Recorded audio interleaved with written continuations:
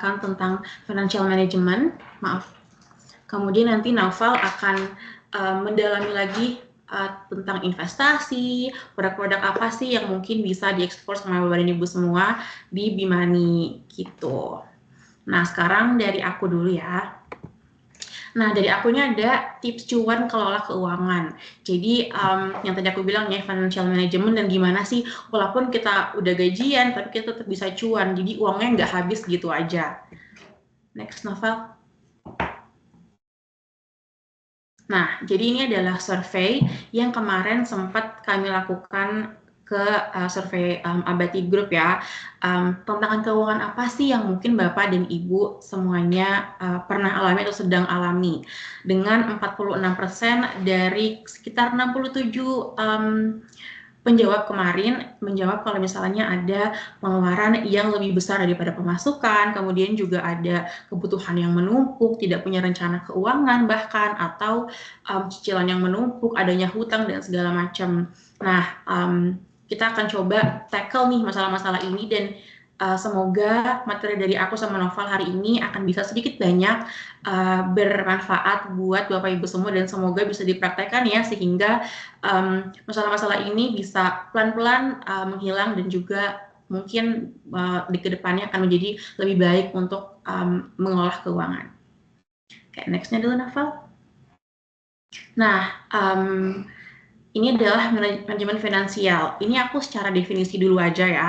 Manajemen finansial itu apa sih? Atau financial management itu apa? Itu secara definisi itu memang perencanaan, pengorganisasian, pengendalian, dan juga pemantauan sumber daya keuangan untuk mencapai tujuan keuangan pribadi atau bisnis. Jadi, tujuannya untuk apa? Untuk memastikan keuangan kita itu sehat, stabil, membantu mencapai keuangan jangka pendek hingga jangka panjang dan juga mengurangi stres keuangan. Jadi mungkin ada beberapa orang yang keuangan tuh menjadi salah satu hal basic ya yang mungkin banyak dialami sama beberapa orang. Ini juga ujungnya bisa lumayan fatal kalau financial manajemennya nggak baik atau mungkin nggak ada. Seperti mungkin banyak orang yang sekarang terkena pinjol atau juga judul, hal-hal seperti itu yang sebaiknya kita coba hindari ya teman-teman, karena satu nggak sehat buat kita juga, buat financial kita juga, dan efeknya akan bisa jadi panjang, jadi ke mental kita dan segala macam. Nah, ada 3 hal yang mungkin bisa kita lakukan di financial management. Yang pertama tuh ada budgeting. Budgeting ini mengontrol pemasukan dan juga pengeluaran. Ini yang menurut aku bisa diaplikasikan kalau misalnya ada masalah-masalah yang tadi nih. Mungkin tadi Bapak dan Ibu sempat ada masalah pengeluaran yang lebih besar daripada pemasukan dan segala macam, hutang yang menumpuk dan segala macam. Nah, itu menurut aku budgeting ini adalah salah satu hal yang harus banget kita mulai awal dari financial management.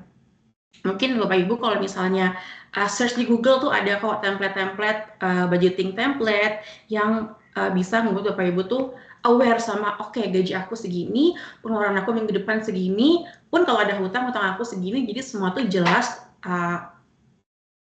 tertulis gitu. Jadi kita nggak membayangkan pengeluaran gue segini, tapi nggak ditulis dengan baik dan dengan detail gitu. Jadi worst case nanti kok tiba-tiba uang gue udah habis aja nih, kok tiba-tiba pengeluaran gue jadi segini, pemasukan gue cuma segini gitu. Jadi apa yang ini juga baru aku terapin akhir-akhir ini ya, dan aku juga lumayan terbantu sama budgeting.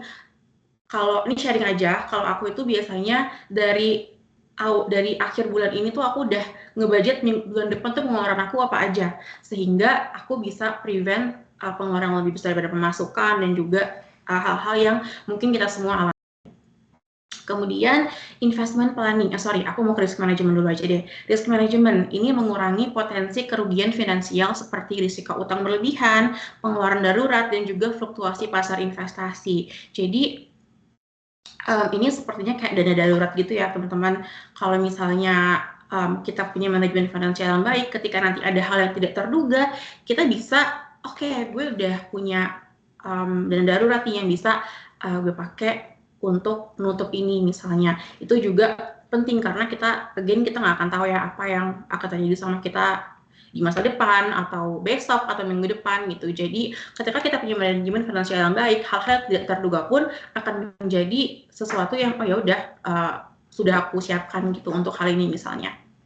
Misalnya ada apa laptop rusak atau apa itu kan sesuatu yang nggak terduga ya, cuman lumayan penting gitu. Jadi ya, kemudian ada investment planning juga, membuat rencana supaya uang kita tuh bisa berkembang dan mencapai tujuan. Jadi mungkin untuk detailnya akan sama novel rekan saya nanti, tapi investment planning itu lumayan signifikan juga ya di financial management karena mungkin kita semua punya tujuan keuangan jangka pendek atau jangka panjang, misalnya mau beli sesuatu atau mau jalan-jalan ke sini, mau nabung untuk ini dan itu. Nah, investment ini salah satu hal yang bisa kita coba jajah untuk gimana kita mencapai hal-hal yang kita mau di masa depan.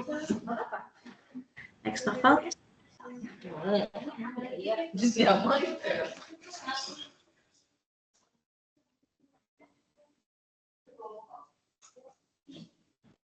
Oke. Sekarang kita ke hierarki kebutuhan finansial. Jadi kalau misalnya tadi ada beberapa orang yang punya cicilan yang menumpuk dan juga beberapa kewajiban lain, ini adalah salah satu menurut aku piramida yang sangat mudah dipahami ya teman-teman. Jadi hal pertama banget ketika kita gajian yang harus diprioritaskan adalah kebutuhan dasar kita, makan, listrik dan segala macam. Yang primer lah intinya, aku percayalah Bapak dan Ibu pasti udah tahu lah yang mana yang primer yang mana yang enggak ya. Kemudian yang kedua, kita lunasi dulu hutangnya. Jadi kalau tadi Bapak dan Ibu misalnya punya ada cicilan, ada apa, itu adalah hal prioritas kedua yang harus di-fulfill gitu. Hindari hutang konsumtif, itu juga penting. Jadi yang tadi aku bilang ini semuanya akan connected ya, interconnected ya. Jadi dari budgeting kita akan bisa menghindari hutang konsumtif juga karena tahu hutang itu nanti akan ada bunganya, nanti akan berbulan-bulan kita harus bayarnya dan itu akan jadi nggak enak ke depannya. Jadi dari budgeting kita juga bisa ngelihat nih prioritas kita tuh yang mana sih gitu. Yang ketiga dana darurat, yang tadi aku bilang risk management atau mitigasi risiko. Yang keempat adalah investasi dan juga pertumbuhan aset. Jadi aku sering banget lihat orang-orang apalagi Gen Z ya, kayak dia udah mulai FOMO nih, kok dia investasi tapi gue belum bisa investasi. Tapi namanya financial management itu per orang beda-beda ya teman-teman. Jadi misalnya kita punya hutang, ya investasinya nanti dulu. Kita fulfill dulu semua hutang kita, semua kewajiban-kewajiban kita. Setelah itu baru kita mulai investasi dan juga pertumbuhan aset. Jadi semoga kita semua bisa lihat nih prioritas kita yang mana, yang harus kita selesaikan yang mana dulu. And then nanti kita bisa ke investasi dan juga ke dana darurat seperti itu. Jadi hierarkinya adalah yang pertama pendapatan dan juga kebutuhan pokok, kemudian lunasi hutang, kemudian dana darurat, kemudian investasi dan juga yang lainnya. Seperti itu. Coba Novel. Next. Ini adalah tips mengelola keuangan dari aku. Tapi aku mau disclaimer dulu teman-teman kalau misalnya budgeting ini again beda-beda ya per orang. Aku di sini pakai coba rule 50-30-20 di mana 50% untuk kebutuhan pokok, 30% untuk keinginan dan juga 20% untuk tabungan investasi. Tapi again, aku tidak mau kayak oke, harus begini gitu. Gak usah karena again kita nggak tahu kebutuhan kita apa aja. Mungkin hanya diri kita sendiri yang tahu. Misalkan kebutuhan kita nih ternyata kalau diakumulasi jadi 60%, oke, jadi kita coba fulfill dulu itu aja, kita atur aja. Jadi nggak ada rules yang saklek di sini ya. Tapi aku mau share aja, ini ada tips budgeting yang lumayan populer juga. Ada rules 50-30-20 di mana 50% itu kita alokasikan ke kebutuhan pokok, ke biaya tempat tinggal, ke sewa, tagihan listrik, air, transportasi, dan juga belanja kebutuhan sehari-hari. Yang dari tadi aku bilang ini udah jadi, ini yang pertama lah ketika kita gajian tuh, ini udah langsung disisihkan aja. Kemudian 30% untuk keinginan, karena ya aku juga sempat ngobrol kemarin sama Nova, kita sempat IG live tentang budgeting juga. Kita tuh ngerasa yaudah kita kerja sebulan penuh pasti juga pengen hiburan dong. Nah jadi kita tetap alokasikan untuk keinginan dan juga entertainment kita, kayak makan-makan di luar, belanja barang esensial, liburan, atau juga kayak Apple Music atau apa. Nah, yang 20% untuk tabungan dan juga investasi. Tapi aku sih again inginnya kita semua bisa punya alokasi kita sendiri-sendiri ya teman-teman. Jadi misalnya teman-teman punya, oh aku punya hutang segini nih, nah nanti di adjust lagi aja, tapi ini adalah in general gambaran dari alokasi itu akan seperti apa. Gitu, Kenapa? Nah, yang kedua ada lacak penghasilan dan juga pengeluaran. Ini sebenarnya lebih ke budgeting yang tadi aku sempat bahas sih. Jadi catat semua pendapatan dan juga pengeluaran setiap bulan, dan juga identifikasi pengeluaran yang bisa dihemat atau dihilangkan. Jadi kalau misalnya teman-teman tadi merasa, kok pengeluaran aku lebih banyak daripada pemasukan ya? Nah, dilacak itu berarti dengan detail everything yang kita transaksikan itu kita lacak setiap hari teman-teman, sehingga kita bisa tahu uang aku kemana dan nggak tiba-tiba hilang begitu aja. Dengan semuanya itu dicatat. Seperti yang tadi aku bilang, mungkin kalau aku lagi mencoba mengaplikasikan kepada masalah yang tadi ya. Jadi kalau misalnya ada tadi aku juga sempat di survei yang tadi ada juga yang bilang banyak beli-beli barang yang nggak penting. Sebenarnya beli-beli barang nggak penting itu nggak apa-apa, asalkan kita tetap lacak dan kita tetap tahu kalau space-nya tuh ada di situ teman-teman. Jadi iya lebih ke situ. Kemudian juga tools for budgeting. Ini sebenarnya teman-teman kalau teman-teman Google ada banyak kok tools for budgeting yang bisa teman-teman pakai. Yang menurut aku lumayan detail juga, dan jujur aku juga belajar financial management tuh dari situ. Jadi kalau kita lihat secara detail everything tuh kayaknya kok pengeluaran gue banyak banget ya, kok pemasukan gue segini ya. Nah nanti semua bisa ke-track di situ dan hopefully bisa lebih baik ke depannya. Next, Nopal. Nah, kemudian kita akan masuk ke investasi. Apa itu investasi? Secara definisi, investasi adalah cara untuk mengalokasikan dana atau aset dalam bentuk instrumen keuangan, properti, usaha dengan harapan mendapatkan keuntungan di masa depan. Nah, ini aku basicnya aja ya. Kenapa sih investasi itu penting? Jadi ada namanya time value of money, teman-teman.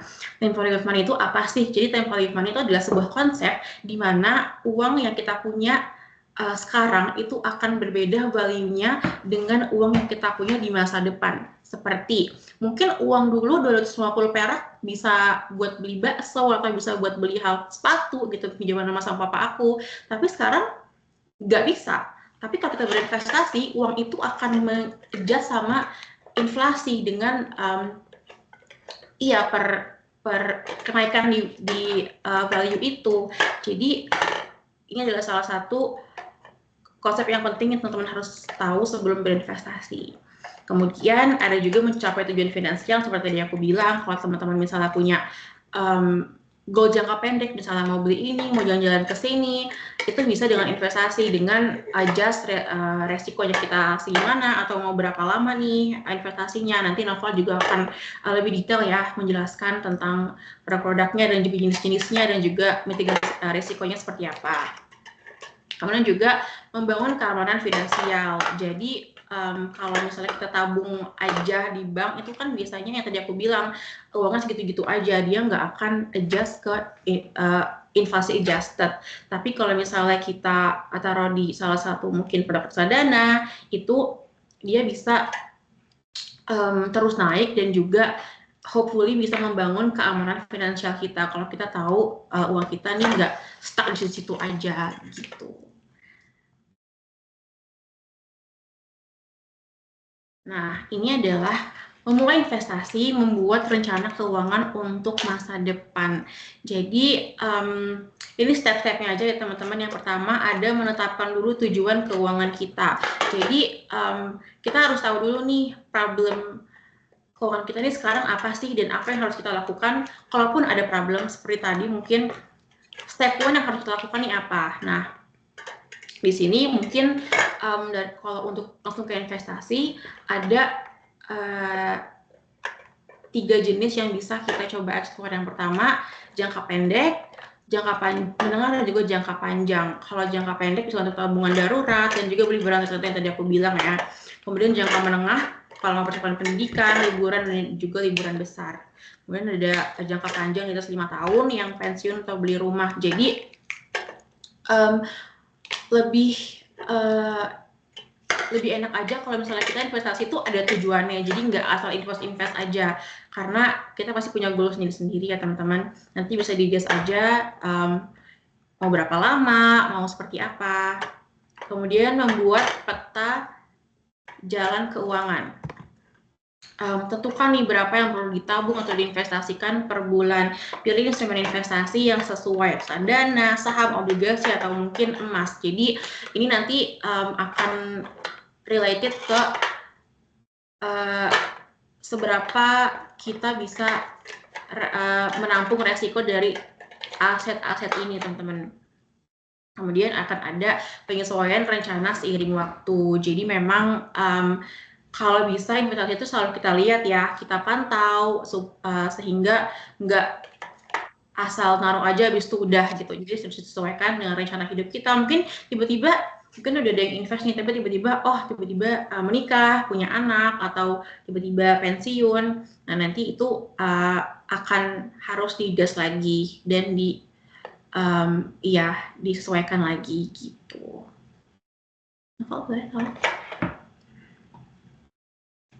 Oke, ini akan langsung ke partnya Novel ya teman-teman. Aku izin off cam dulu ya. Terima kasih.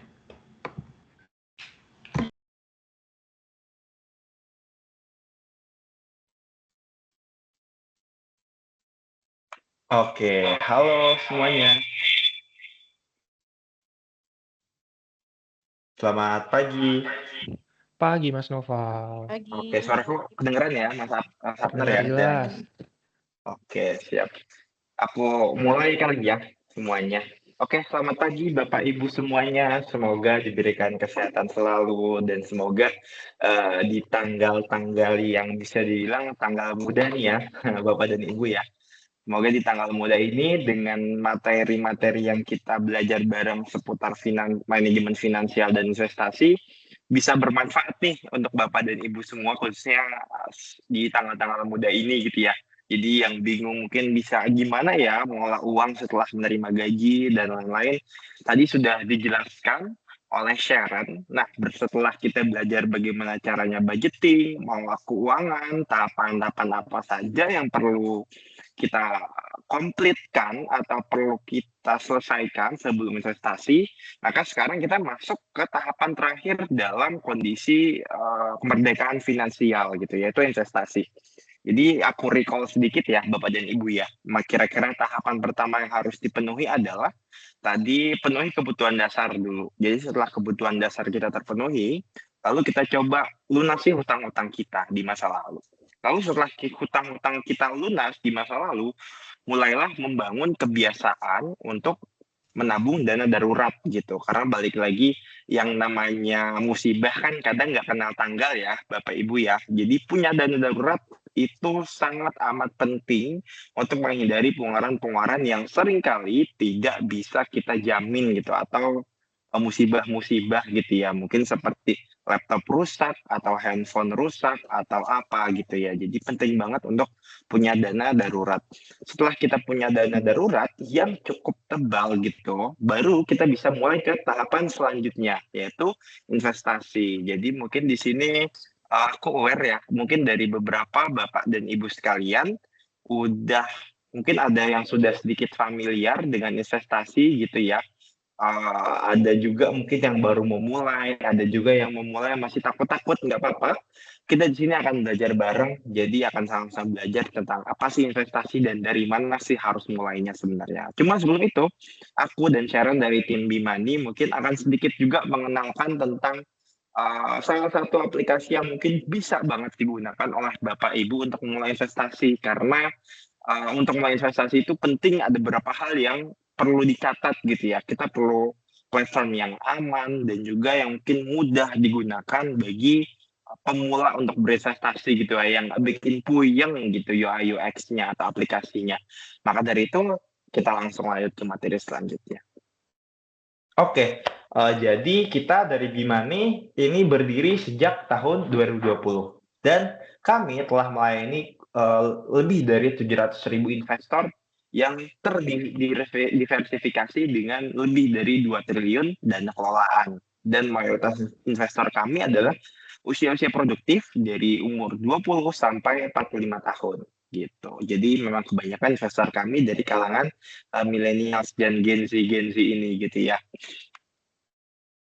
Lalu kenapa sih bisa memilih Bimani sebagai salah satu aplikasi investasi pertama gitu ya bagi Bapak Ibu sekalian yang baru ingin memulai investasi atau mungkin sebagai pilihan aplikasi lain gitu ya untuk Bapak Ibu yang sudah mulai investasi gitu. Pertama, investasi di kita itu mudah dan bebas hambatan dengan registrasi bahkan kurang dari 5 menit gitu ya. Dan yang kedua, kita bisa diversifikasi investasi pada berbagai produk, mulai dari reksadana, saham, obligasi, dan juga emas gitu. Pada hanya lewat satu platform aja.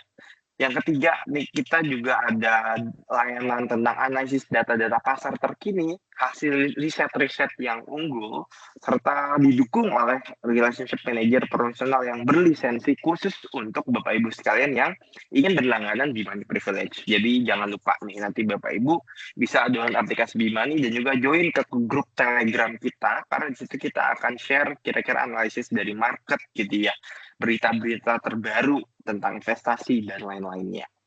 Yang keempat, investasi di Bimani dengan nominal terendah hanya dari 10.000 serta biaya transaksi hanya dari Rp0. Jadi pasti murah, aman, dan nyaman banget untuk pemula yang baru mau mulai investasi. Dan yang terakhir, yang kelima, investasi aman, terdaftar, dan diawasi OJK, serta bekerjasama dengan partner kredibel yang sudah lulus prosesi uji kelayakan. Nah, ini nggak kalah penting Bapak Ibu sekalian ya, untuk memilih aplikasi yang pasti aman, terdaftar, dan terlisensi gitu ya. Karena lagi marak banget zaman sekarang, investasi-investasi yang berkedok bodong gitu ya, yang menawarkan keuntungan dalam jangka waktu cepat gitu, yang bahkan lisensinya kadang belum jelas. Nah, balik lagi untuk ini mohon untuk hati-hati ya Bapak Ibu sekalian ya, karena di era digital ini dengan kemudahannya banyak banget informasi-informasi dan tawaran-tawaran yang seringkali menyesatkan gitu ya. Jadi perlu banget untuk di cross check apakah platform tersebut sudah aman, terdaftar, terlisensi, dan diawasi OJK kurang lebih seperti itu. Oke, ada beberapa fitur andalan yang bisa digunakan oleh Bapak Ibu untuk berinvestasi di Bimani. Yang pertama dari reksadana ada smart filter. Jadi Bapak Ibu nanti bisa memilih produk-produk reksadana sesuai dengan profil risiko gitu ya. Nah, apa ini profil risiko? Apa itu reksadana? Nanti akan kita belajar di sini. Yang kedua, switching gitu. Jadi Bapak Ibu sekalian bisa memindahkan aset reksadananya dari produk satu ke produk lain tanpa harus menjual gitu. Misalkan Bapak Ibu punya reksadana produk A gitu, lalu ingin memindahkan ke produk B. Jadi Bapak Ibu sekalian nggak harus ngejual dulu buat dapat uangnya, lalu dibelikan ke produk B. Jadi bisa langsung dipindahin nih aset reksadananya gitu ya. Yang kedua, yaitu untuk produk saham kita. Kita ada fitur namanya watchlist, yaitu bisa pantau saham pilihan kita secara real time, secara harganya real price gitu ya. Jadi bisa dipantau nih, oh ini udah masuk target harganya gitu. Yang kedua, auto order. Setelah di watchlist kita pantau saham kita bisa langsung auto order saham kita sesuai dengan harga yang kita mau, dan yang ketiga yang terakhir yaitu trading limit, yaitu Bapak Ibu sekalian bisa punya pilihan untuk beli saham pilihan sampai dengan 3 kali buying power atau 3 kali dari jumlah saldo yang Bapak Ibu punya gitu. Jadi ibaratnya bisa punya kekuatan untuk membeli lebih dari 3 kali dana yang Bapak Ibu punya gitu, untuk memanfaatkan momentum misalkan ini harganya lagi bagus, tapi lagi belum ada uangnya nih. Nah, bisa pakai trading limit kita dulu dengan buying power 3 kali ini, seperti itu. Oke, lanjut. Setelah kita kenalan dengan fitur-fiturnya, lalu ada produk-produk apa aja sih sebenarnya di Bimani, gitu ya. Produk-produk kita ada 4, Bapak Ibu sekalian. Yang pertama ada reksadana, ada saham, ada obligasi, dan ada emas. Nah, reksadana ini adalah produk investasi rendah risiko, yaitu pilihan investasi yang lebih ramah bagi pemula dengan lebih dari 80 produk konvensional, serta produk-produk reksadana syariah, Bapak Ibu sekalian. Jadi bagi Bapak Ibu sekalian yang memang ingin investasi di produk-produk reksadana, di investasi di produk-produk syariah gitu ya, kita menyediakan Bapak Ibu khususnya di reksadana. Jadi kita di sini Bimani memang diciptakan sebagai aplikasi yang inklusif untuk Bapak Ibu yang mau investasi di produk konvensional, kita sediakan. Yang mau investasi di reksadana syariah, kita sediakan juga gitu ya Bapak Ibu. Yang kedua ada saham, jadi Bapak Ibu sekalian bisa investasi saham di Bimani, di perusahaan-perusahaan favorit Bapak Ibu sekalian gitu. Misalkan Bapak Ibu sekalian ini sering ke waralaba gitu ya, lalu biasa membeli barang-barang harian gitu ya, barang-barang harian seperti sabun atau shampoo atau odol gitu ya, yang mungkin perusahaannya itu misalkan dari Unilever gitu ya. Nah, Bapak Ibu sekalian itu bisa nanti beli sahamnya Unilever gitu di kita, bisa ikut memiliki saham dari produk yang biasa Bapak Ibu gunakan, seperti itu. Yang ketiga ada obligasi, yaitu. Nah, produk obligasi ini khusus tersedia untuk nasabah Bimani Privilege nih, Bapak Ibu. Jadi untuk Bapak Ibu sekalian yang nanti punya aset reksadana kurang lebih 500 juta di Bimani, nanti akan kita konversi menjadi nasabah Bimani Privilege gitu. Jadi nanti akan bisa menikmati layanan-layanan dan juga fitur-fitur yang lebih lengkap nih kalau Bapak Ibu sekalian jadi nasabah Bimani Privilege gitu. Ya, lalu yang keempat ada emas gitu. Emas yaitu aset investasi yang paling rendah resiko gitu ya. Ya biasa disebut orang sebagai aset safe haven serta pilihan untuk transaksi secara digital dan bisa juga dikonversi jadi emas batangan bersertifikat Antam gitu Bapak Ibu. Jadi Bapak Ibu sekalian yang mau investasi dalam bentuk yang paling rendah risiko dan juga mungkin nggak kalah nggak kalah returnnya dengan produk-produk lain, bisa banget pilih emas sebagai salah satu aset investasi yang awal gitu. Aset investasi pemula awal-awal yang ingin coba investasi dulu bisa banget di emas gitu. Cuma kalau biasanya Bapak Ibu mau investasi emas kan mungkin di Pegadaian atau di mana kan biasanya harus beli langsung dalam bentuk 1 gram gitu ya, gram masih besar. Nah, kalau di kita Bapak Ibu sekalian cuma mulai dari 10.000 Bapak Ibu sudah bisa beli emas digital dan emasnya ini nanti bisa dikonversi jadi emas fisik gitu ya. Jadi misalkan Bapak Ibu punya saldo emas digital sudah mencapai 1 gram, 1 gramnya ini nanti bisa dicetak untuk jadi emas batangan gitu. Dan kami juga nggak kalah penting berlisensi dan bekerja sama dengan Treasury, yaitu pedagang emas digital pertama di Indonesia yang telah mendapat izin dari Bapepti. Seperti itu. Oke. Setelah kita mengenal banyak produk-produk investasi yang tersedia di Bimani, kita akan bahas nih dari satu produk yang paling biasanya ini jadi produk-produk andalan bagi para pemula Bapak Ibu untuk mulai investasi, yaitu reksadana. Apa sih reksadana ini sebenarnya? Nah, jadi di reksadana ini kalau bisa dibilang ada 4 jenis produk reksadana yang tersedia di Bimani gitu ya. Jadi untuk mengenal sebagai bentuk pengenalan ke Bapak Ibu juga, reksadana itu biasanya ada 4 gitu ya. Ada 4 tipe produk reksadana Bapak Ibu. Yang pertama ada reksadana pasar uang, yang kedua ada reksadana pendapatan tetap, yang ketiga ada reksadana campuran, dan yang keempat ada reksadana saham. Perbedaan dari masing-masing reksadana ini biasanya terletak di 4 aspek Bapak Ibu sekalian. Yang pertama dari tingkat risikonya, yang kedua dari return rata-ratanya, yang ketiga dari jangka periode waktunya gitu ya, periode waktu investasinya, yang keempat dari tujuan investasinya gitu. Kita mulai dari yang reksadana pasar uang dulu gitu Bapak Ibu sekalian. Reksadana pasar uang ini adalah produk reksadana dengan tingkat risiko yang paling rendah gitu ya. Jadi bisa dibilang tidak terlalu volatil gitu, naik atau turun, harganya stabil saja per tahun gitu ya. Dan dia biasanya return rata-rata per tahunnya itu sekitar 4,87% gitu dari produk-produk yang tersedia di Bimani. Jadi bayangkan kalau Bapak Ibu itu naruh uang di bank, itu mungkin bunganya hanya kota tabungan biasa itu mungkin hanya 0, sekian persen, dan kalau deposito itu mungkin 3 sampai 4%.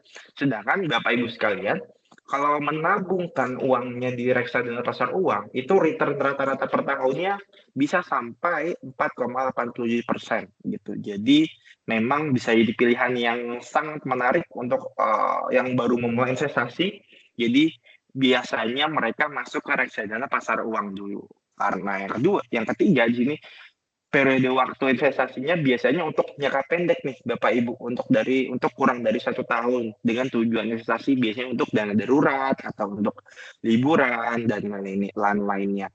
Biasanya reksadana pasar uang ini digunakan untuk tujuan investasi jangka pendek gitu, karena periode waktunya kurang dari 1 tahun. Misalkan Bapak Ibu sekalian ingin menabung dana darurat gitu, tapi sayang banget kan kalau hanya ditabung di bank dengan tabungan yang bunganya 0,3% atau deposito yang maksimal biasanya sampai 4%, bisa ditaruh di reksadana pasar uang sebagai satu pilihan awal Bapak Ibu sekalian untuk mulai investasi, untuk dana darurat gitu khususnya, atau yang akhir tahun nanti mau liburan ke luar negeri atau mau liburan ke Bali atau mau pulang kampung, bisa banget menjadikan reksadana pasar uang sebagai satu pilihan produk pertamanya untuk mulai investasi.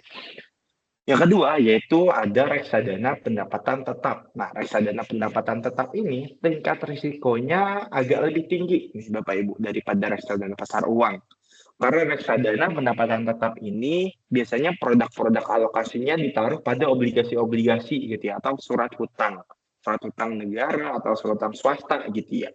Dengan return rata-rata per tahunnya sampai 6,3% gitu per tahun. Lalu periodenya biasanya digunakan untuk jangka menengah 1 sampai dengan 3 tahun, dan biasanya tujuan investasinya ini untuk menikah atau untuk kendaraan dan lain-lain gitu ya. Jadi Bapak Ibu sekalian, mungkin setelah mulai investasi di reksadana pasar uang dan sudah mulai mengenal dan paham gitu ya alurnya seperti apa, biasanya sudah mulai berpindah nih memilih resiko yang lebih besar gitu daripada reksadana pasar uang untuk dapat return yang lebih besar, yaitu biasanya pindah ke reksadana pendapatan tetap gitu. Dengan jangka waktu 1 sampai 3 tahun, uang yang diinvestasikan di reksadana pendapatan tetap ini bisa banget biasanya digunakan untuk dana menikah atau kendaraan atau mungkin umroh gitu ya, bisa banget gitu. Lalu produk ketiga ada reksadana campuran yang risikonya lebih tinggi lagi nih Bapak Ibu daripada reksadana pendapatan tetap.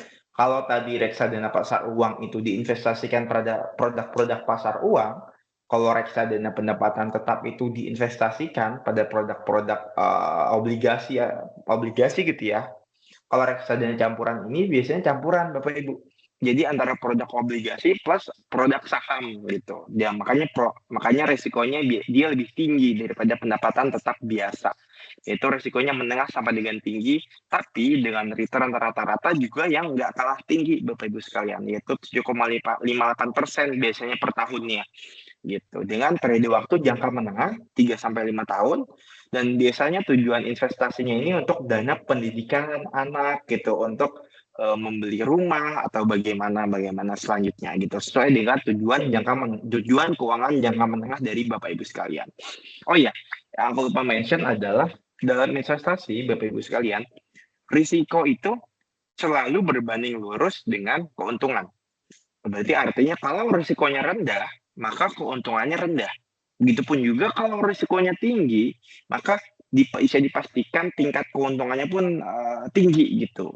Nah, makanya dari itu, kalau kita memilih aset investasi dengan resiko tinggi gitu ya, kita mungkin akan mendapatkan return tinggi, tapi kita harus siap dengan risiko-risiko yang muncul seperti naik atau turunnya investasi kita seperti itu. Jadi bisa dibilang cukup volatil gitu. Semakin tinggi aset investasi yang kita punya, semakin tinggi pula risikonya gitu. Jadi balik lagi, kalau mungkin Bapak Ibu sekalian sering banget melihat tawaran-tawaran misalkan investasi di sini uh, risikonya rendah namun returnnya tinggi, itu bisa dibilang cukup keliru ya Bapak Ibu ya, karena balik lagi prinsip investasi itu yang pertama adalah return itu selalu berbanding lurus dengan risiko, atau keuntungan yang kita terima selalu berbanding lurus dengan risiko. Jadi kalau ada orang-orang yang menawarkan investasi jangka cepat dengan keuntungan tinggi tanpa risiko, bisa dibilang itu mungkin kurang bisa dipercaya ya Bapak Ibu ya gitu. Kita lanjut lagi masuk, yaitu yang terakhir ada reksadana saham dengan risiko yang sangat tinggi, tapi keuntungan return rata-ratanya bisa sampai 9,45%. Dan biasanya ini untuk tujuan investasi jangka panjang gitu Bapak Ibu, seperti untuk dana pensiun, untuk naik haji, dan lain-lainnya. Dan ini bisa banget jadi pilihan untuk Bapak Ibu investasi setelah mengenal produk-produk investasi yang lainnya gitu, setelah tahu reksadana pasar uang dan lain-lainnya, lalu merasa returnnya masih kurang besar dan punya tujuan finansial di masa depan yang ingin digapai, ingin pensiun dengan tenang gitu. Bisa banget menjadikan reksadana saham sebagai salah satu pilihan Bapak Ibu sekalian, seperti itu. Lanjut. Lalu ada beberapa istilah dalam investasi reksadana nih Bapak Ibu sekalian yang bisa kita perhatikan secara seksama. Ada 6 gitu ya. Mungkin nanti kalau Bapak Ibu sekalian mulai berinvestasi di Bimani atau nanti akan ada muncul istilah-istilah ini. Jadi akan aku kenalin dulu biar nggak bingung. Yang pertama yaitu NAB atau NAV, yaitu nilai aktiva bersih. Adalah nilai bersih setiap unit reksadana. Ketika kamu membeli reksadana, maka harga yang harus dibayar adalah NAB. Ibarat seperti kita ingin membeli suatu produk, nah, harga produknya itu adalah kalau di reksadana itu NAB. Misalkan Bapak Ibu sekalian beli cireng gitu 5.000. Nah, 5.000 itu adalah NAB-nya cireng tersebut. Gitu. Nah, begitu juga dengan nanti beli produk reksadana. Misalkan NAB-nya sekian-sekian. Nah, itu adalah harga yang harus Bapak Ibu bayar untuk membeli produk reksadana tersebut. Yang kedua, subscription. Itu adalah proses pembelian unit reksadana. Jadi ya mungkin kurang lebih di sini gampangnya proses membeli reksadana itu disebut subscription namanya. Yang ketiga, redemption, yaitu proses penjualan unit reksadana, yaitu bisa disebut juga dengan ya menjual unit reksadana lah ya mudahnya. Yang keempat ada bank kustodian, yaitu bank yang bertugas untuk menyimpan dan mengelola aset investasi reksadana milik kita. Jadi saat kita investasi di reksadana, uangnya ini dikumpulkan di mana gitu Pak Ibu? Uangnya ini akan dikelola oleh bank kustodian yang ditugaskan oleh manajer investasi. Jadi misalkan Bapak Ibu sekalian memilih untuk investasi di reksadana pasar uang A gitu. Nah, reksadana pasar uang A ini saat Bapak Ibu beli misalkan seharga 1 juta rupiah, 1 juta rupiahnya ini akan dititipkan kepada bank kustodian gitu untuk sebagai bentuk pengelolaan aset investasi reksadana yang telah Bapak Ibu beli gitu.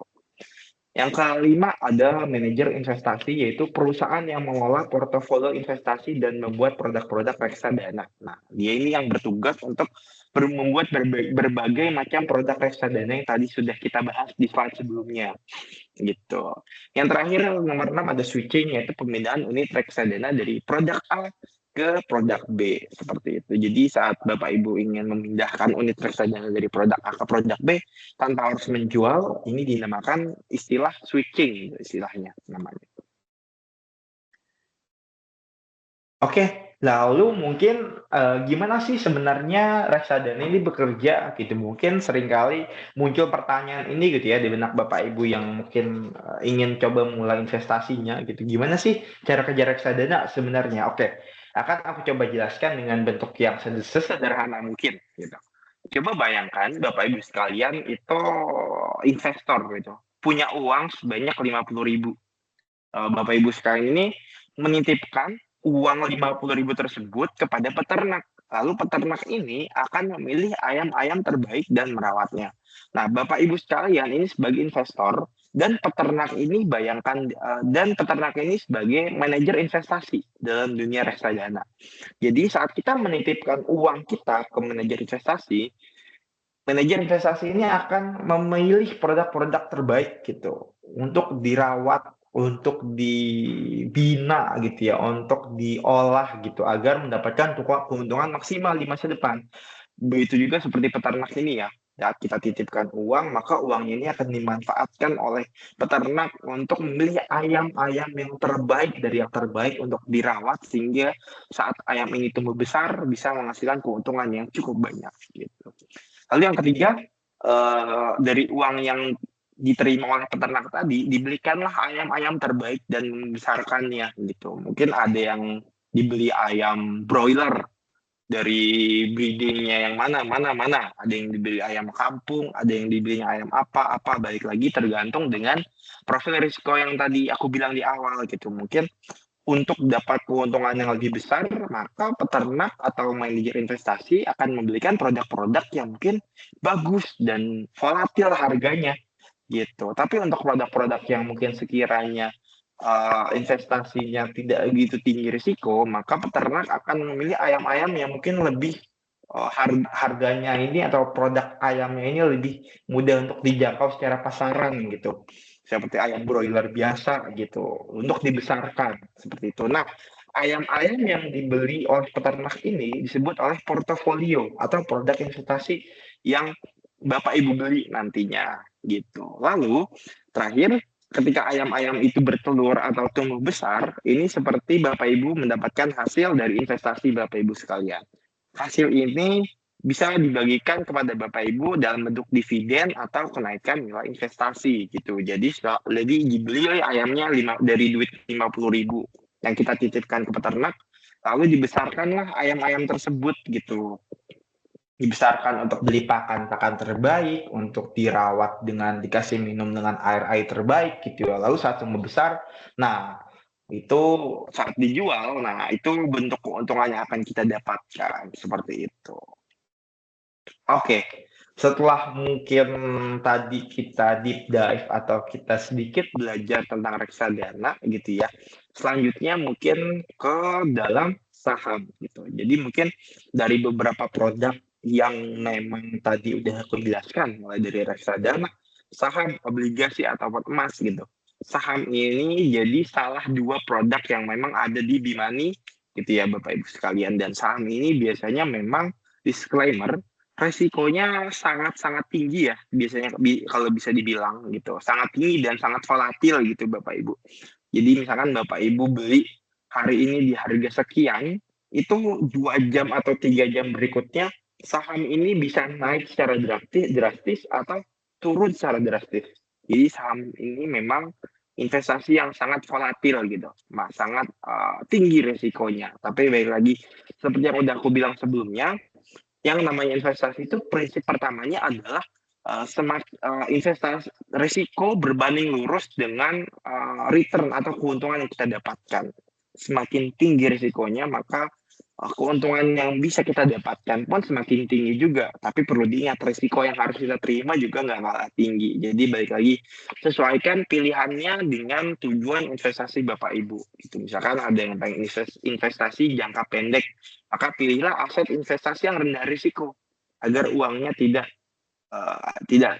sayang termakan oleh risiko-risiko tadi gitu. Tapi yang tujuan investasinya panjang gitu ya, maka mungkin bisa memilih aset investasi yang resikonya tinggi tapi bisa memberikan return keuntungan yang cukup tinggi juga di masa depan.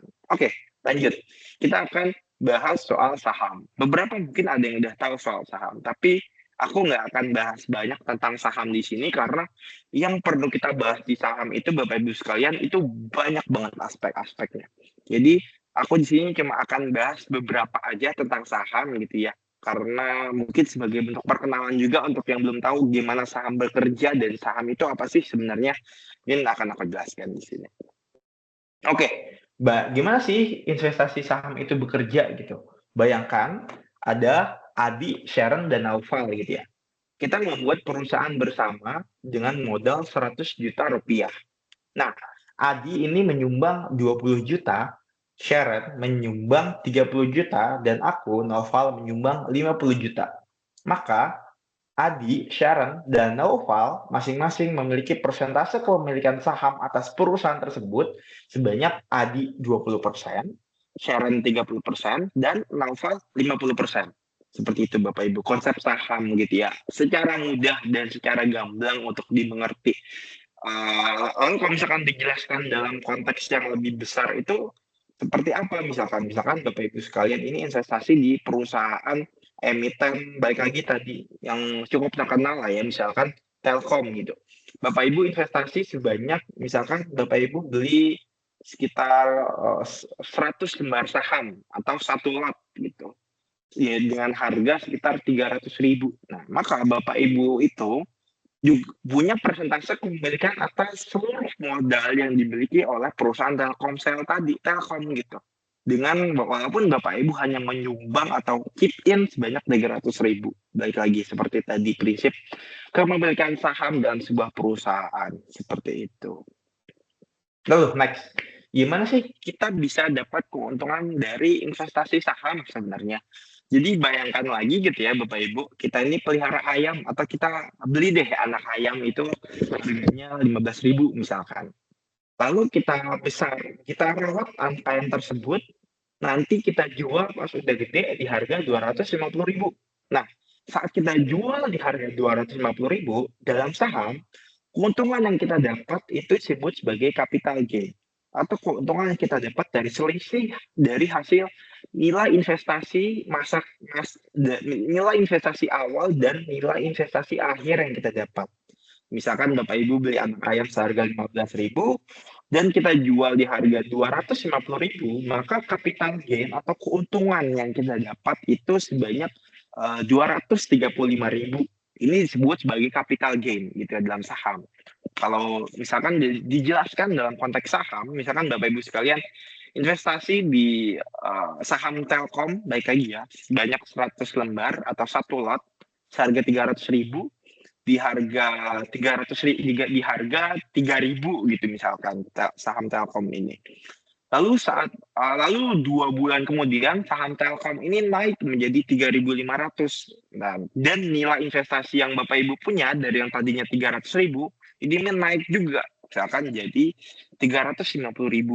Lalu Bapak Ibu jual saham Telkomsel tadi di harga 350.000, maka Bapak Ibu sekalian mendapat keuntungan sebanyak 50.000, yang mana 50.000 ini dihitung sebagai capital gain gitu. Lalu yang kedua, misalkan Bapak Ibu beli anak ayam seharga 15.000, tapi Bapak Ibu nih nggak mau jual ayamnya gitu. Biarin gede aja, bertelur, lalu kita jual telurnya seharga Rp3.000 per telur.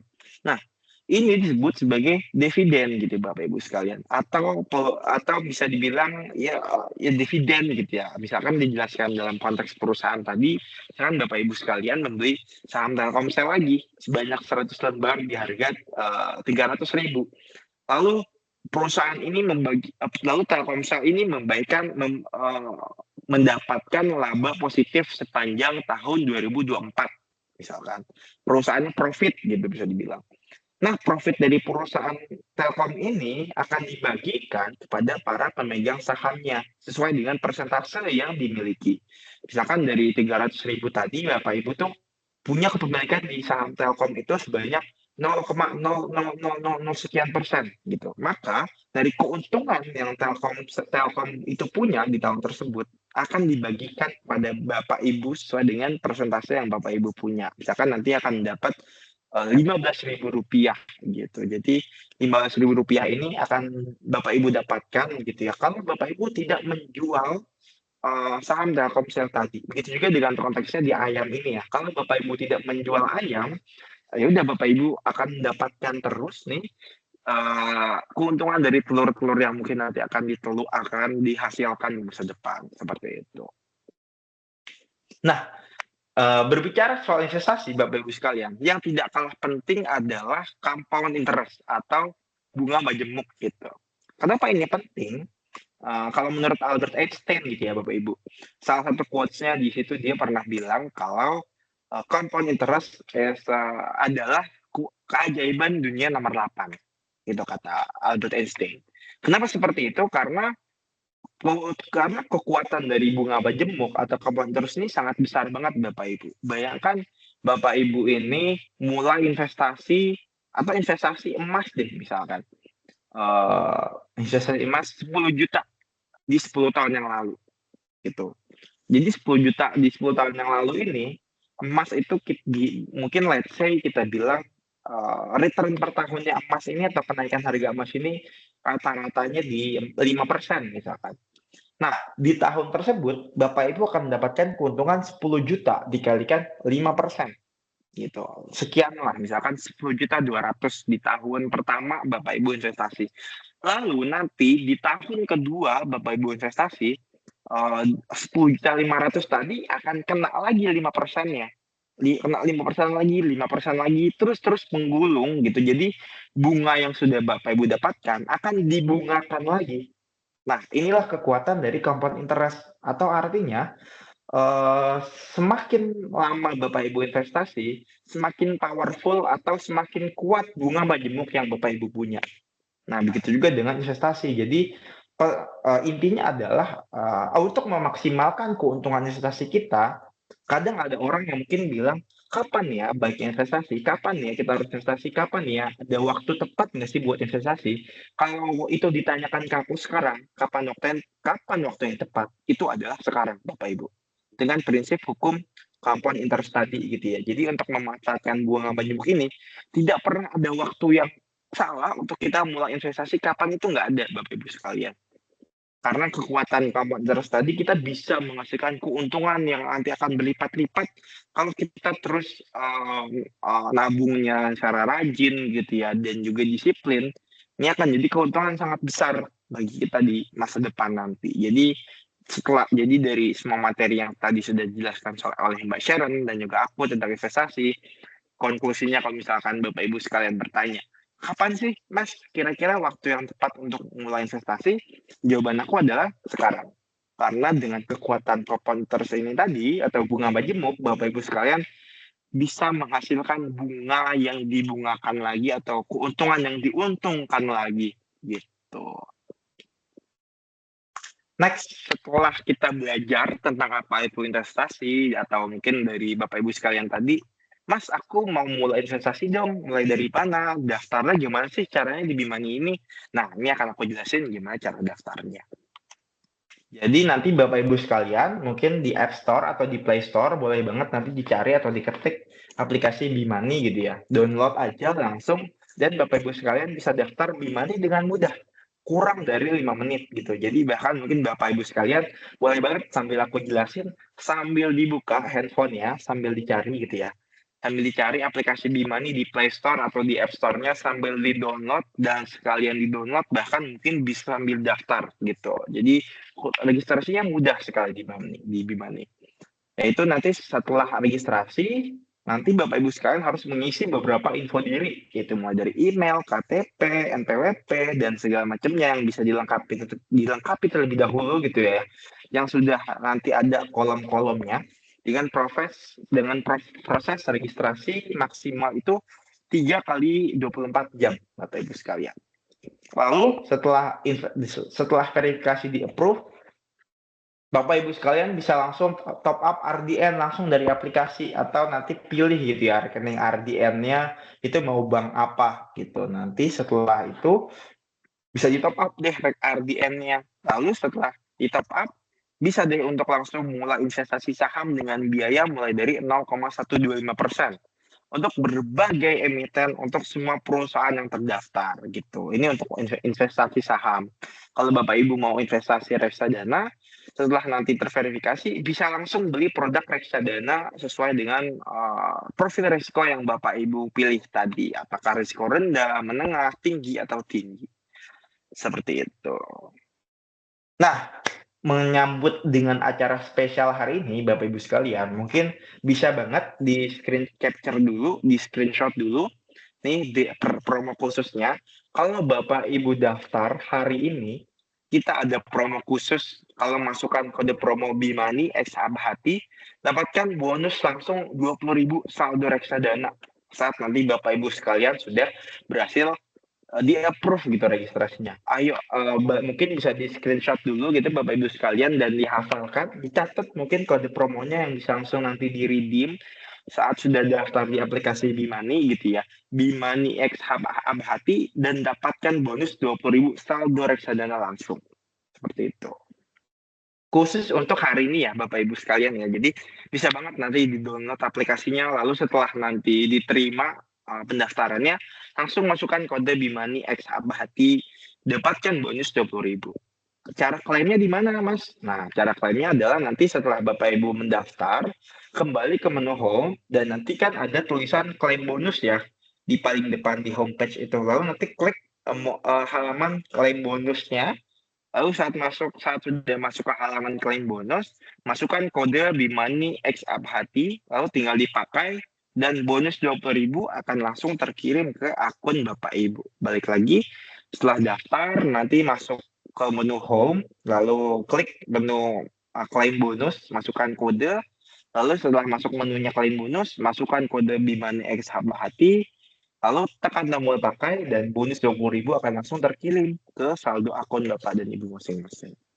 Oke, sekian mungkin dari aku ya. Terima kasih atas waktunya pagi hari ini. Mungkin selanjutnya akan aku kembalikan kepada Mas Abner dan mungkin kita bisa diskusi terkait materi kali ini. Mungkin ada yang mau bertanya gitu ya, boleh banget kita diskusi bareng-bareng sama teman-teman Bapak-Bapak Ibu semuanya. Terima kasih, selamat pagi.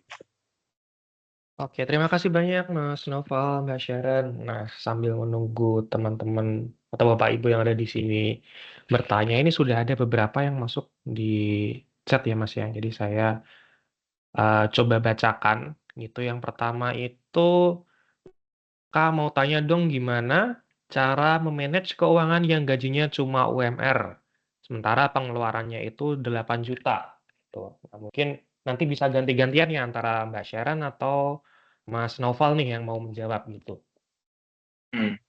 Oke, mungkin boleh kali ya Mbak Sharon kali ya jawab tentang ini ya. Gimana nih Mbak Sharon? Baik, sekarang kedengeran ya? Oke. Ya. Jadi yang mana tadi? Oh ya ini ya. Kan makanya gimana cara memanage keuangan yang gajinya UMR sampai pengeluaran 8 juta. Nah ini adalah salah satu hal yang tadi sempat aku bahas teman-teman, yaitu budgeting. Jadi gimana cara memanage sebenarnya kalau misalnya ditanya gimana cara memanage-nya, mungkin bisa balik lagi nih ke Mas Idam. Apakah 8 juta itu semuanya harus dikeluarkan? Apakah kalau dirinci secara detail, apakah semuanya harus menjadi pengeluaran yang wajib gitu? Kalau misalnya nanti Mas Idam coba budgeting dan coba detailing per transaksi, per semua pengeluaran, aku saranin untuk coba dulu eliminasi yang non-esensial atau yang nggak urgent banget. Kalaupun memang di akhir semuanya terlihat urgent, walaupun sebenarnya mungkin Mas Idam tahulah yang mana yang bisa dieliminasi, yang mana yang enggak. Tapi kalau misalnya nanti memang semuanya harus dikeluarkan, salah satunya cara adalah menambah stream of income sih Mas, karena akan sulit untuk kasus ini ya. Gitu kalau dari aku. Tapi budgeting bisa coba diaplikasikan sih Mas, karena dengan budgeting itu nanti Mas Idam bisa tahu dengan jelas, aware gitulah pemasukannya berapa, pengeluarannya berapa, dari apa aja, kemana aja, sehingga bisa meminimalisir si minusnya ini. Itu coba mungkin Mas. Terima kasih. Oke, thank you Mbak Sharon. Jadi intinya itu ya Mas Idam ya, mungkin budgeting gitu kuncinya.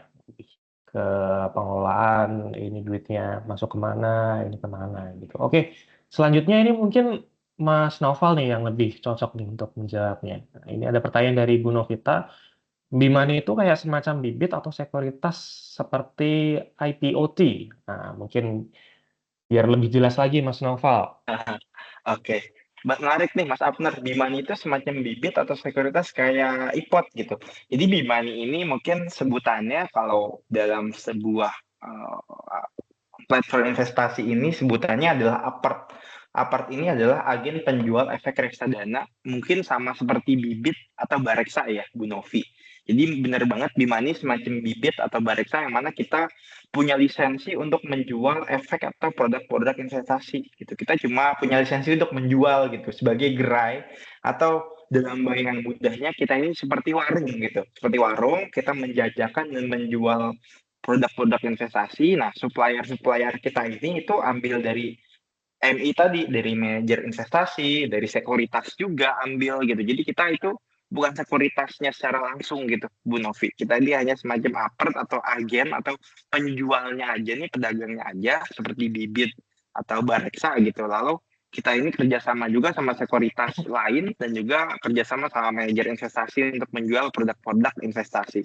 Mungkin penjelasan mudahnya seperti itu ya Mas Abner ya. Oke.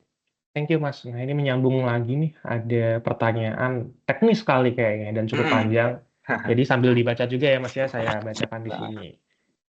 Dari, nggak ada namanya, HRN Legal. Kak mau tanya dong, bagaimana cara kita untuk mengolah duit kita di pasar saham? Bagaimana cara kita menganalisis sebuah saham melalui grafik, trading view, dan menentukan bahwasannya saham itu ARA atau ARB? Bagaimana kita menentukan support and resistance or supply and demand, dan coba dong kepada pemateri dan menjelaskan mengenai technical analysis dari saham itu sendiri, baik itu dari chart pattern bull flag, bear flag, rising wedges, falling wedges, dan yang lainnya.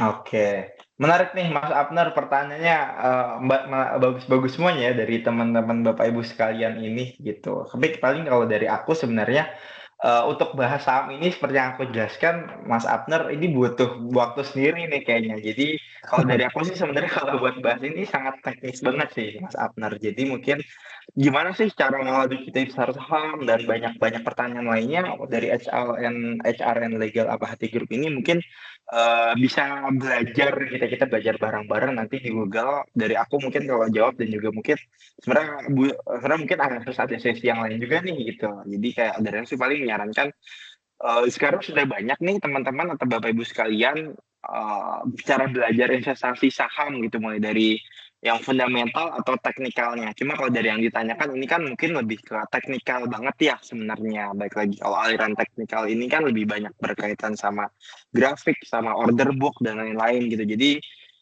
bisa banget nih sebenarnya untuk Bapak Ibu sekalian yang mau belajar tentang teknikal saham ini. Sebenarnya kita dari Bimani mau ada event nih Mas Abner, sekalian promosi kali ya, tanggal 31 nanti Mas Abner di IDX, di Indonesia Stock Exchange gitu. Jadi boleh banget nanti dari Bapak Ibu sekalian yang mau belajar gimana caranya technical analysis saham nih, boleh banget nanti pantengin Instagram kita @bimani_id, nanti daftar di situ, kita ada acaranya nih untuk belajar bareng sama yang udah ahli gitu. Mungkin kalau aku mau breakdownin semuanya itu aku bukan yang ahli banget ya di bidang teknikal ini sebenarnya teman-teman semua. Jadi lebih ke general aja. Jadi mungkin kalau mau belajar teknikal secara langsung dari sumbernya, nanti kita di situ ada narasumber dari IDX dan juga dari sekuritas secara langsung. Kita akan belajar gimana caranya analisis teknikal. Boleh banget nanti ikut acara Bimani kita di tanggal 31 Oktober di IDX gitu. Jam 1:30. Gitu sih Mas Abner paling kalau dari aku penjelasannya. Oke, Mas Noval, mungkin menyambung ya dari pertanyaan tadi, itu mungkin sama juga di pertanyaannya Pak Hadi, mungkin lebih ke arah begini aja Mas Noval. Gimana sih caranya kita itu, atau tips and triknya ya, bagi yang mungkin pemula ataupun mungkin yang memang udah biasa untuk mengelola uangnya gitu kan di pasar saham ataupun di investasi yang lainnya, bagaimana apa saja sih aspek yang kita perlu perhatikan dulu lah di awalnya sebelum kita menentukan, oh kita pengen investasi di sini nih, atau kita pengen investasi di sini gitu. Karena kan biasanya kayak saya sendiri nih secara pribadi gitu kan, yang literasi soal investasinya ataupun mungkin soal keuangannya itu ya masih so-so lah gitu. Kadang salah langkah nih untuk menentukan profil investasi yang benar gitu. Kadang saya nyebur duluan baru tahu, oh ternyata kayak gini ya, apa namanya, cara kerjanya, oh ternyata kayak gini ya, dari resiko yang saya dapatkan. Nah, mungkin teman-teman di sini pengen tahu dong, gimana sih caranya menghindari hal itu gitu, supaya memang kita masuk di situ sudah bisa tahu nih cara kerjanya gimana. Kira-kira apa saja sih yang perlu diperhatikan? Selain tadi yang resiko ya tentunya ya. Jadi kita kan perlu paham dulu resikonya gitu. Tapi di lain itu ada lagi nggak sih Mas yang lain gitu?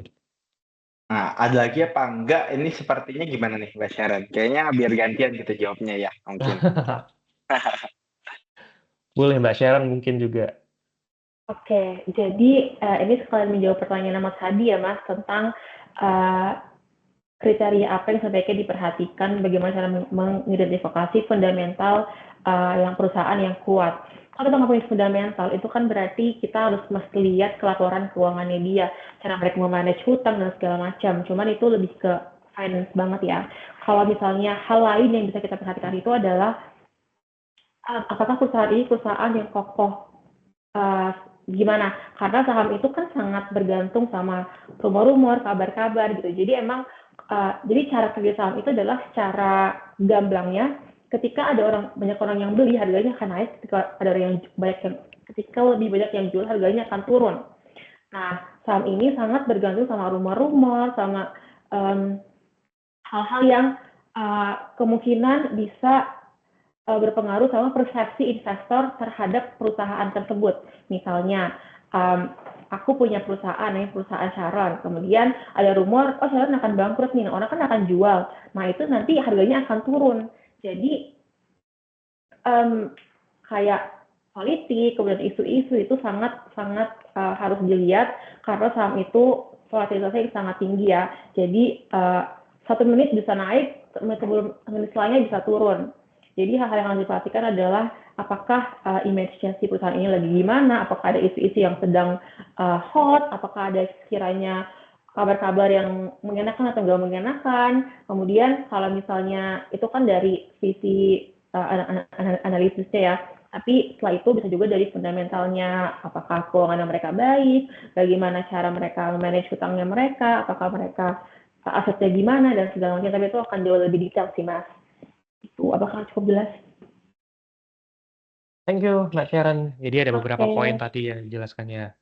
Itu oke. Terus ini kayaknya ada Mas Irfan juga nih dari tim Bimani. Mungkin kalau ada kesempatan mungkin boleh langsung menjawab nih, berhubung kayaknya beliau juga yang lebih berkaitan gitu sama saham ini. Mungkin Mas Abner ya. Oh oke, boleh Mas Irfan ya? Iya, ada Mas Irfan nih. Boleh Bisa Mas open Irfan mungkin. mic atau dituliskan nih, soalnya dituliskan di kolom chat juga. Ya, halo Mas Abner, sedikit menjawab dari teman-teman Bimani juga. Saya Irfan, kebetulan saya juga di tim Bimani yang mana mungkin saya ada beberapa poin ya, yang mana pertama mungkin tadi saya agak tulisan sedikit ini. Jadi mungkin yang udah kita lakukan adalah saat ini di teman-teman Bimani, kita ada tim advisory nanti membantu teman-teman dari Abati Group ya yang ingin tanya mengenai saham itu apa yang bagus, saham hari ini apa yang bagus, itu kita udah ada timnya, nanti akan bantu in day to day basis untuk bisa mengirimkan informasi tersebut. Nah, kita juga punya Telegram yang bisa memberikan informasi saham-saham yang kita akan pilih. Tapi awalnya mungkin ini salah satu yang kita harus lakukan, yang mana kita pelajari saham terlebih dahulu yang tadi ya, mungkin tadi ada fundamental, mungkin teman-teman tadi udah sangat paham di fundamentalnya, laporan keuangan, kita harus cek juga seperti apa ya. Nah, yang kedua mungkin tadi technical, in day to day basis, foreign inflow, yang beli hari ini mungkin kita bisa punya acuan ya, benchmark. Contoh, kalau di kita sebagai platform untuk beli sahamnya. Cuman teman-teman jangan lupa bisa juga lihat tuh salah satunya seperti di RTI. Nah, teman-teman buka aja RTI ya, itu lihat saham-saham yang ditradingkan di hari ini misalnya, dan itu ada historicalnya sampai setahun atau 2 tahun, jadi teman-teman bisa lihat dari situ. Nah, itu apps juga bisa membantu, cuman belinya bisa lewat kita, lewat Bimani. Nah, ya itu mungkin yang kedua adalah kita ya pilih perusahaan investasi ya, seperti apa nih, Bimani adalah salah satunya gitu, kayak sekuritas untuk beli sahamnya lewat mana, dan mudah nggak buat Bapak Ibu. Nah, yang ketiga adalah idle fund. Nah, itu pastikan ini uang yang untuk main saham, untuk diinvestasikan ke saham, ini adalah uang dingin, artinya tidak dipakai dalam jangka waktu kurang lebih 6 bulan sampai setahun ya, teman-teman, karena kita lihat ini ada idle fund yang mana bisa dilakukan untuk investasi jangka panjang gitu, seperti itu, bisa sampai 3 sampai 5 tahun. Tapi nggak ada salahnya karena kita ngelihat di sini investasi instrumen apalagi yang sangat bisa kita lihat ya, yaitu perusahaan-perusahaan Indonesia yang sangat saat ini kita adalah investasi yang ratingnya sangat baik sih. Indonesia ini salah satu negara tujuan investasi di Southeast Asia, udah pasti perusahaan-perusahaan blue chips maupun second linernya ya teman-teman bisa lihat kita new record high IHSG itu udah 7.800 kemarin dan ada potensi untuk terus meningkat ya ke depannya. Jadi nggak ada salahnya untuk bisa averaging. Averaging artinya beli secara bertahap yang tadi Mas Noval dan Mbak Sharon juga udah sampaikan. Yang keempat ya kita membuat perencanaan trading ya. Misalnya hari ini atau minggu ini kita pengen belinya blue chips. Kalau teman-teman tahu mungkin tadi udah ada yang sangat paham sekali ya perusahaan from blue chips, ada perusahaan-perusahaan yang sangat liquid ya, perusahaan-perusahaan yang profitability-nya bagus, reportnya juga bagus, secara sustainable company juga sangat baik. Nah itu bisa menjadi pilihan. Mungkin next-nya kita mau juga perencanaan beli saham yang second liner, yang perusahaan-perusahaan yang volatility cukup tinggi. Nah bisa dibilang untuk resiko beli saham itu teman-teman harus punya profil yang high risk ya. Itu mungkin itu porsi yang bisa saya sampaikan. Nah, kelima adalah investasikan pada perusahaan yang tepat ya, yaitu jangan sampai kita ngelihat nih sahamnya sekarang udah naik 10%, besok 10% atau 20%. Nah, itu coba dilihat lagi secara fundamental perusahaannya seperti apa karena kita pengen justru yang sustainable ya, sesuai dengan perencanaan keuangan teman-teman jangka panjang, menengah maupun jangka pendeknya ini bisa tercapai. Yang tadi Mas Noval cerita buat liburan, buat buat sekolah anak. Nah, yang udah pasti inflasi di Indonesia ini kurang lebih cukup bisa dibilang cukup tinggi ya teman-teman ya untuk biaya sekolah, untuk biaya lain-lain. Nah, kita harapkan investasi untuk jangka panjang. Nah, ini adalah salah satu tools-nya which is di saham. Kurang lebih seperti itu Mas Abner. Thank you. Thank you, Mas Irfan. Oke, mungkin satu pertanyaan terakhir ya, Mbak Sharon dan Mas Noval. Ini soalnya beberapa juga ada yang sama dan sudah ada yang terjawab tadi. Itu. Nah, pertanyaan terakhir ini seputar Bimani lagi dari Mas Fikri. Mungkin siapa nih nanti yang mau menjawabnya? Kamu tanya untuk fee jual beli saham di Bimani ini berapa dan marketnya itu real time kah atau ada delay dalam beberapa menit? Oke, thank you Mas Abner. Mungkin aku izin jawab buat yang ini ya. Dari Mas Fikri, fee jual beli saham di Bimani ini berapa dan apakah marketnya real time? Ya Mas Fikri benar. Di kita market sahamnya itu bisa dibilang real time ya. Dan mungkin fee jual belinya itu kalau nggak salah fee belinya itu sekitar 0,18% dan fee jualnya itu 0,28%. Salah satu yang juga paling kompetitif di industri itu ya di aplikasi yang serupa. Fee kita juga merupakan salah satu fee yang kompetitif. Jadi bisa banget dijadikan pilihan bagi teman-teman semua yang mau mulai investasi saham gitu ya. Bisa banget di Bimani karena marketnya kita sekarang real time dan juga fee-nya bisa dibilang cukup kompetitif gitu, Mas Abnar. Oke, thank you Mas Noval, Mbak Sharon, dan Mas Irfan atas sharing-sharingnya pada pagi hari ini gitu ya. Semoga apa yang sudah di-sharingkan ini dapat bermanfaat bagi kita semua. Apalagi tadi ada hal bicara soal bijak mengelola keuangan, terus juga kita bicara soal bagaimana kita berinvestasi, menentukan instrumen investasi yang tepat gitu, yang sesuai dengan profil risiko yang kita miliki gitu sih. Oke, mungkin Bapak Ibu untuk menutup agenda ngopi moka kita pada pagi hari ini kita akan akhiri dengan dokumentasi ya Bapak Ibu. Jadi mohon bagi yang bisa untuk on cam, kita on cam sebentar untuk kita bisa dokumentasi gitu. Jangan lupa juga untuk mengisi link absensi Kumpar di Linktree/Abati Group Bapak Ibu. Setelah ini juga nggak apa-apa untuk diisi seperti itu. Untuk jenis kegiatannya bisa diisi ngopi moka. Oke, sudah semua? Nah, sebentar. Saya izin screenshot beberapa halaman soalnya Bapak Ibu, jadi mohon ditunggu sebentar. Ditahan dulu untuk on cam-nya.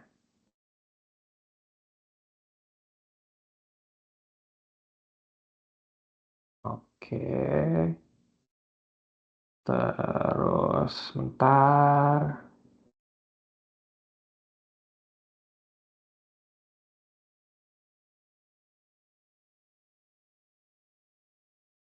Oke, satu kali lagi Bapak Ibu.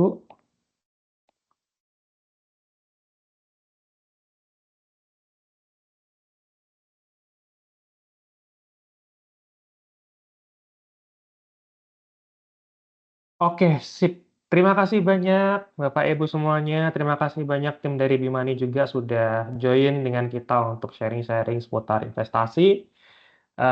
Nanti ditunggu saja untuk agenda selanjutnya dari Ngopi Muka kita yang selanjutnya. Terima kasih banyak Bapak Ibu.